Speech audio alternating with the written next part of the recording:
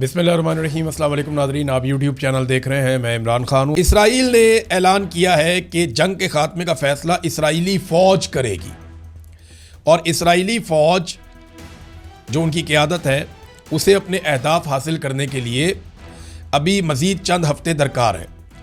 جنگ کے خاتمے کے مذاکرات کے باوجود، یہ اسرائیل کا سٹیٹمنٹ ہے آفیشل، کہ جنگ کے خاتمے کے لیے مذاکرات کے باوجود ہمارے ایران اور لبنان پر منصوبے تبدیل نہیں ہوں گے۔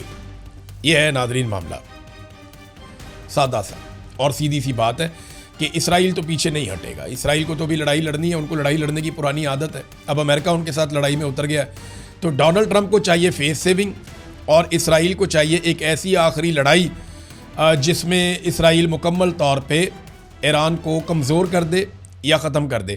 اب یہاں پہ ناظرین وال سٹریٹ جرنل نے کچھ ایرانی مطالبات تحریر کیے ہیں۔ ان کا دعویٰ ہے کہ ایران کے مطالبات بڑے سخت ہیں اور ان مطالبات کی موجودگی میں بہت مشکل ہے کہ مذاکرات ہوں۔ بہرحال یہ ہم مطالبات دیکھ لیتے ہیں جو ایران کے، اس سے پہلے بھی میں آپ کو انہی مطالبات کے بارے میں بار بار بتا چکا ہوں۔ تو وہ کہتے ہیں کہ خلیج میں یا خلیجی ممالک میں قائم تمام امریکی اڈے ختم کیے جائیں، نمبر 1۔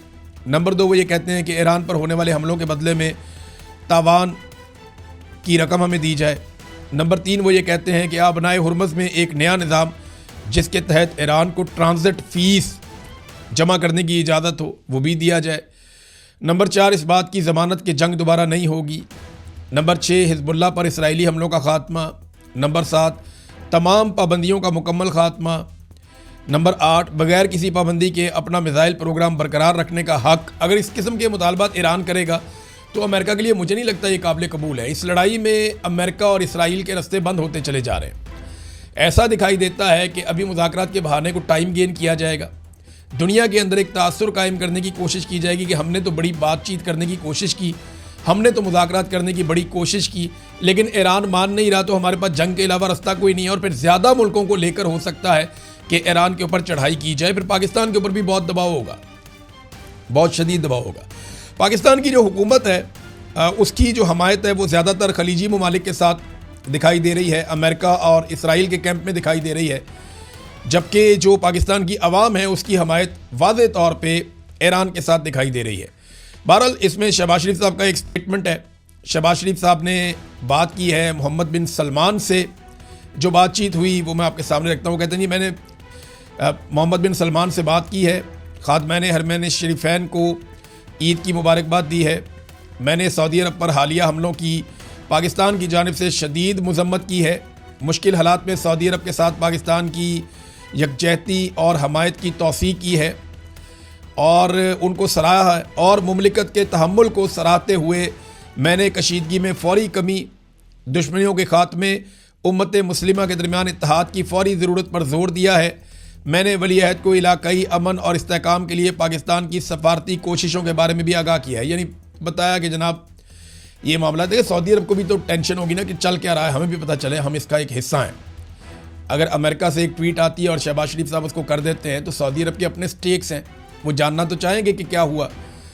تو اب شہباز شریف صاحب نے MBS سے بات کی ہے۔ ایرانی صدر نے باقاعدہ نام لے کر ترکی کے صدر کی تعریف کی ہے، کیونکہ ترکی کے صدر اسرائیل کے اوپر براہ راست گولہ باری کر رہے ہیں زبانی، اور وہ ساری چیزوں کے لیے ذمہ دار نیتن یاہو کو قرار دے رہے ہیں، اور بار بار ایسا کر رہے ہیں کہ دنیا کے 8 ارب لوگ بھگت رہے ہیں نیتن یاہو کی ہٹ درمی کو، اور وہ نیتن یاہو کو بزدل بھی قرار دے رہے ہیں لگاتار۔ یعنی جو ترک صدر اردگان ہے نا، وہ سکور سیٹل کر رہے ہیں نیتن یاہو کے ساتھ کہ اس کو میں نے نہیں چھوڑنا۔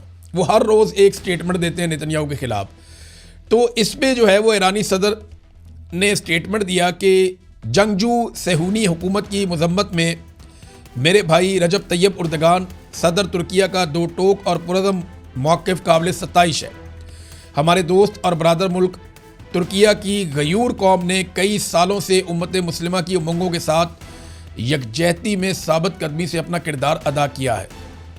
اللہ کے فضل و کرم سے ہم یہ فخر کا رستہ مل کر طے کریں گے۔ تو اب یہ جناب ایرانی صدر جو ہے وہ ترکی کو شاباش دے رہے ہیں۔ پاکستانی وزیر اعظم نے کوئی بھی امداد ابھی تک ایران میں نہیں بھیجی، یعنی بہت سارے ممالک ایران کو مدد بھیج رہے ہیں، وہاں بہت تباہی ہوئی ہے، لوگ بہت بڑی حالت میں ہیں۔ پاکستان بھی بھیج سکتا تھا، لیکن امریکہ اور اسرائیل کی ناراضگی کے ڈر سے پاکستان نے ایران کو کوئی مدد نہیں بھیجی. ہاں یہ ضرور ہے کہ شہباز شریف صاحب نے یہ حکم جاری کیا دوسری مرتبہ کہ خلیجی ممالک کو جو خوراک کی ترسیل ہے یا چیزیں جو ان کی ضرورت کی ہیں وہ تیز ترین کر دی جائے اور جتنی زیادہ ہو سکتی ہیں خلیجی ممالک کے اندر کھانے پینے کی اور دیگر اشیاء بھجوائی جائیں, ان کی ترسیل تیز کی جائے. ہاں ایک چیز اور میں آپ کو بتاتا ہوں کہ یو اے ای کے ایئرپورٹس کے اوپر پاکستانیوں کے ساتھ جو سلوک ہو رہا ہے, مجھے کچھ لوگ جو آئے وہاں سے انہوں نے بتایا جی کہ وہ مناسب نہیں ہے. انڈینز کو اور امریکنز کو پریورٹی دی جا رہی ہے اور پاکستانیوں کو وہ پریورٹی نہیں مل رہی, بلکہ پاکستانیوں کے ساتھ جو سلوک ہے وہ حد تک آمیز ہے بقول ان لوگوں کے جو وہاں سے آئے ہیں اور جو وہاں سے گزرے ہیں. ناظرین اب آ جائیں, ایک اور حملہ کیا ہے اسرائیل نے, اور یہ بڑی اہم خبر ہے. اسرائیل نے ایک ایسے مقام پہ حملہ کیا ہے, یہ بندر انزلی ہے, یہاں پہ اسرائیل نے حملہ کیا ہے. دیکھیں ایران کا رشیا کے ساتھ کوئی بارڈر نہیں ملتا, بیچ میں کچھ ممالک آ جاتے ہیں, یعنی زمین کے رستے کوئی سرحد ان کی نہیں ملتی. قزاقستان ترکمانستان ایک طرف آ جاتا ہے کیسپین سی کے, دوسری طرف جو ہے وہ آذربائیجان آ جاتا ہے, جارجیا آ جاتا ہے, آرمینیا آ جاتا ہے, نیچے ترکی ہے. تو ایران کی کوئی سرحد براہ راست رشیا کے ساتھ ملتی نہیں ہے. ہاں کیسپین سی ہے, یہ ایک لینڈ لاکڈ قسم کا سمندر کا ایریا ہے, اور میں یہاں پہ گیا ہوں, میں نے اس کو دیکھا بھی ہے. تو یہاں سے رشیا سے بحری جہازوں کے ذریعے سامان ایران میں آتا ہے. یہ چھوٹا سا سمندر کا جو ایک حصہ ہے یہ ایران کو اور روس کو ملاتا ہے آپس میں, کیسپین سی. تو یہاں سے ایک تجارتی گزرگاہ ہے, اور یہ تجارت ہوتی ہے اسی بندر انزلی پر, اسی بندرگاہ پر جہاں رشین ترسیل بہت زیادہ بڑھ گئی تھی حالیہ دنوں میں. تو وہاں اسرائیل نے اٹیک کیا اور وہ کوشش کر رہے ہیں کہ اس سپلائی لائن کو کاٹا جائے. اس پہ رشیا کو شدید تحفظات ہیں. اب دیکھتے ہیں کہ رشیا اس کے بارے میں کس قسم کا رد عمل دیتا ہے. تو ایک تو خبر یہ ہو گئی کہ رشیا اور ایران کے بیچ میں جو ایک ترسیل کا رستہ ہے اس کو کاٹا جائے. اب دوسری خبر میں آپ کو دیتا ہوں کہ اسرائیل کا فوجی ساز و سامان کا ایک بڑا کنٹینر جو ہے وہ مصر کے ایک بندرگاہ کے اوپر اتر گیا. کیسے, یہ ذرا دیکھیں. یہ ایک کنٹینر والا جہاز ہے, اور یہ المناسا کی ایک رپورٹ ہے. وہ رپورٹ یہ بتا رہی ہے کہ کنٹینر والا جہاز MSC ڈینٹ یہ مصر میں لنگرانداز ہو گیا ہے, جس میں مبینہ طور پر اسرائیلی دفاعی کمپنیوں کے لیے تیار کردہ فوجی گریڈ کا سٹیل لدا ہوا ہے. یعنی اس سے وہ گولہ بارود بناتے ہیں اسرائیلی اپنے استعمال کے لیے. یہ جہاز دیگر مقامات پر احتجاج اور انکار کے بعد اب یہاں پہنچا ہے مصر میں. اچھا, اس سے پہلے یہ جو جہاز ہے جو اسرائیلی فوج کے زیر استعمال سٹیل لے کر آیا تھا بہت بڑی مقدار میں اسلحہ سازی کے لیے.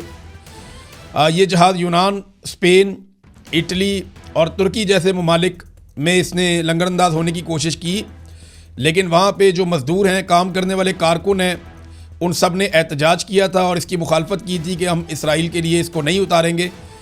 تو پھر یہ جہاز وہاں پہ نہیں رک پایا.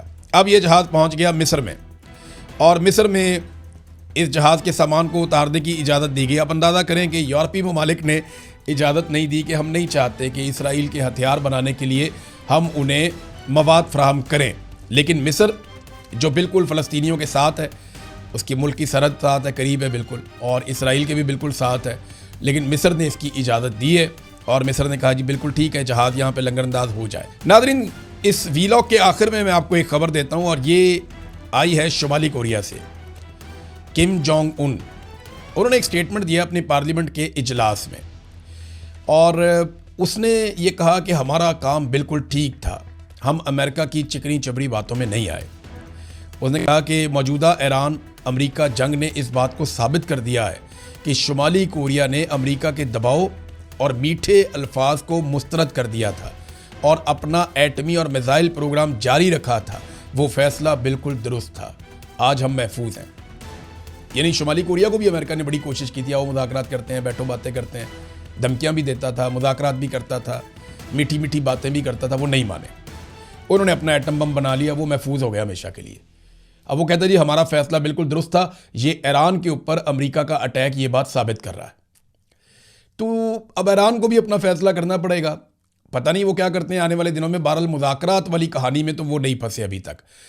ہمیں انتظار کرنا پڑے گا 24-48 گھنٹے مزید, کیونکہ جمعے والے دن تک یہ ڈیڈ لائن ختم ہو جائے گی. تو دیکھتے ہیں کہ جمعے کے بعد ایک بڑا حملہ شروع ہوتا ہے یا ڈونلڈ ٹرمپ مزید ٹائم گین کرنے کی کوشش کرتا ہے. اب تک کے لیے اتنے, اپنا خیال رکھیے گا, اپنے اس چینل کا بھی. اللہ حافظ.